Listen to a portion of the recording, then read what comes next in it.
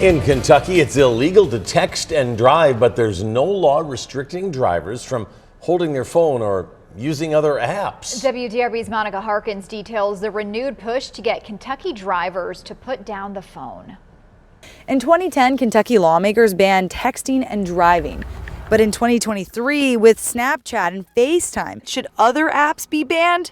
One Kentucky lawmaker thinks so. This is about safety and compassion for other people out there on the highway. Behind the wheel, Representative James Tipton wants Kentuckians to put their phones down. It's about saving lives. While it's not specific to only cell phones, Kentucky State Police crash data shows there were about 5,400 crashes in 2022 related to distracted driving, and 10 were deadly. I think it's not much of a sacrifice to not have a phone or some type of electronic device in your hand while you're driving. The Phone Down Kentucky Act would make it illegal for adults to hold their phone, watch videos, and use other apps while they're actively driving. And my goal with this proposed legislation is not to be punitive, not to raise money from tickets, is to change people's attitudes of driving habits. Hands-free phone calls would still be allowed, but not video conferences like Zoom. If a driver is under 18, they would not be allowed to use their phones at all, except in an emergency situation. I think anytime you take away any distraction, it's going to help drivers. St. Matthews Police Chief Barry Wilkerson hopes even if the bill doesn't become law,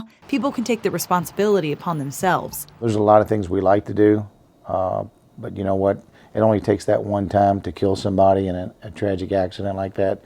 Do you want to live with that for the rest of your life? If the Phone Down Act becomes law, fines between $50 and $200 could be expected to start rolling out in January of 2024. So I think it's time. Lawmakers go back to Frankfort next week, and that's the soonest the Phone Down Kentucky Act could be considered.